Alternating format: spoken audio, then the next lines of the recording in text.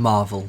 You can't move for Marvel movies and TV shows these days, particularly since the $4 billion acquisition by Disney in December 2009. It's everywhere, and for the first time in its history, Marvel is cool. But I can remember a time when people who like Marvel were considered geeks, nerds and dweebs. And although I have very little interest in their products these days, I was a massive fan in the 90s. This time I'm taking a look at some of the Marvel games that were available on the Sega Mega Drive, or Genesis for my American friends, during the 1990s. So make yourself comfortable and get ready for some hits of nostalgia. Also, marvel at how comically bad I am at some of your favourite superhero games from 30 odd years ago. We're starting strongly with 1991's Captain America and the Avengers, developed by Data East. This game allowed players to take control of one of four heroes, Captain America, as you'd expect, plus Iron Man, Hawkeye and Vision. This is a beat 'em up, and as you might know, my favourite game on the Sega Mega Drive is Streets of Rage 2. But how does this compare? Well, although it doesn't come close to that level of gameplay, there is a good game here. The music is extremely fast paced, which might increase your blood pressure, but on the other hand the game seems slow at times, which made me feel a little frustrated. Overall though, I enjoyed the game. I liked that I was able to switch between characters after losing a life, which added some variety, as each of the characters do have a slightly different feel to them. For fans of Marvel, you'll appreciate the game's inclusion of so many supervillains, including Red Skull, Whirlwind, Juggernaut, Ultron and Satsuma. Mandarin. Stark, we need a plan of attack! I have a plan. Attack. Next, we have the Incredible Hulk, a character that features in all of the Avenger movies but not in the Avengers game that we just discussed. This game was published by US Gold in 1994 and is described as being a side-scrolling action game with platforming and beat-em-up elements. The game received mixed reviews at the time of its release, and it's not hard to see why. Visually, I like the game. It's got a nice big sprite to control and a decent looking environment, but as for the gameplay, I would say that this is as rock solid as the Hulk's 24-inch pythons. The hit detection leaves a lot to be desired, and the enemies are cheap at times, shooting you several times before you can get anywhere near them. I couldn't get very far into this game, so if you've managed to complete this one, I'm green with envy. This isn't a game that I'll be revisiting in a hurry.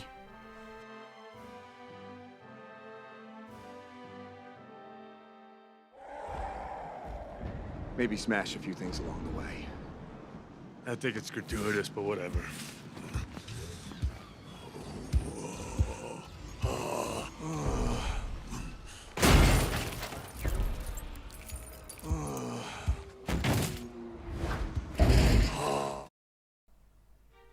I mentioned earlier that I have very little interest in the ridiculously large selection of Marvel movies and TV shows that exist today, but that said I did watch and enjoy the Punisher series.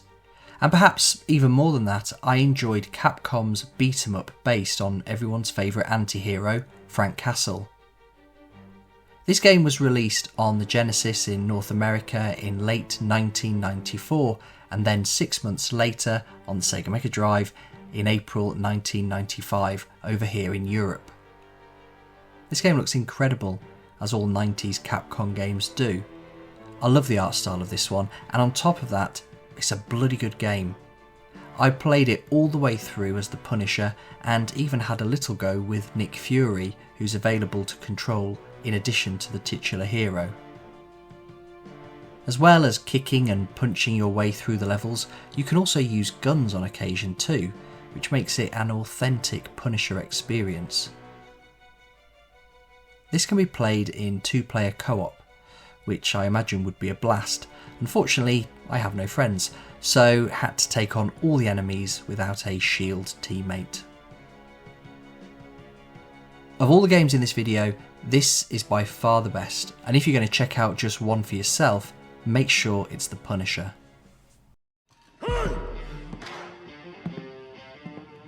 I'll dance with you.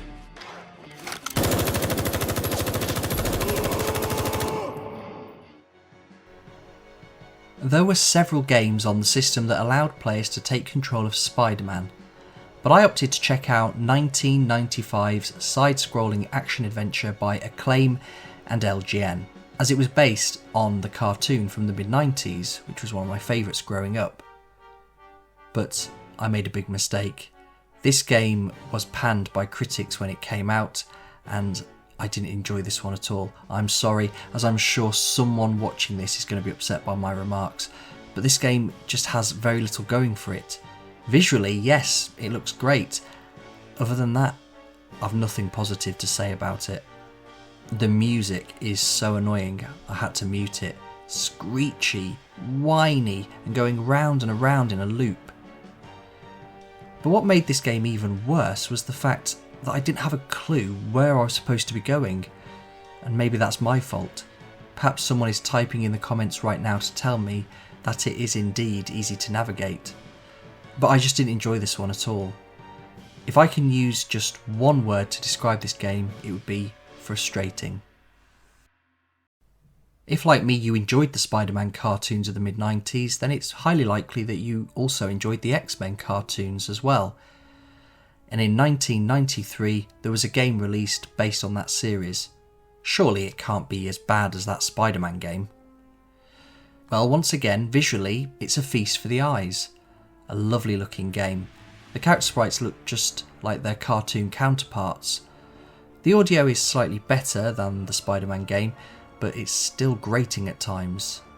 And just like that game, it was impossible for me to find my way around the level. Is it just me? Am I missing something? I don't know what the objective of this game is or how to progress to the next stage. I just wandered around and defeated all the enemies about 3 times as they kept respawning, and I switched between the 4 playable characters Cyclops, Wolverine, Nightcrawler and Gambit. That was fun, but it didn't help me work out what I was supposed to be doing or where I was supposed to be going.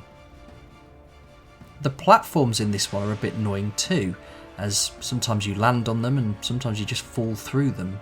I'm not sure what was going on there. Well, these last couple of games are making me lose the will to live. Am I just really bad at playing games? Or has anyone else had similar experiences with them? Let me know in the comments. Okay, let's try one more. I don't care whose skin you're wearing, bub, but I'm dying to find out what's inside. Whenever you're ready, little man. Spider-Man was bad. X-Men wasn't much better. But what if we play a game that brought the two of them together? This one was released in 1992, so a little bit earlier than the others. But this is an LJN game. The angry video game nerd wouldn't want to touch this, and my spidey sense is telling me to leave this one alone, but I'm going to give it a try. Reviews for this were fairly positive, particularly on the Super Nintendo, but I'm playing the Sega Mega Drive port. Now, this game seems a little easier to navigate than the 2 previous ones, and again, I quite like the art style. However, just to prove that I'm useless at these games, I couldn't quite work out what I was supposed to be doing. I spent 20 minutes just jumping around the level, and I tried several things: web slinging, climbing, leaping around, but I just couldn't get anywhere. Probably should have googled the answer, but I don't think that should be necessary, so I give up. Sorry I wasn't better at these games. I'm sure there's many viewers who know exactly how to progress through the Incredible Hulk, the Spider-Man and X-Men games, but I think I'll just load up the Punisher. What a game that is. I've recently added a channel membership program for those who want to support me and get some cool perks in return. Details can be found by clicking the link in the video's description. Thanks for watching. Until next time, stay safe and keep gaming.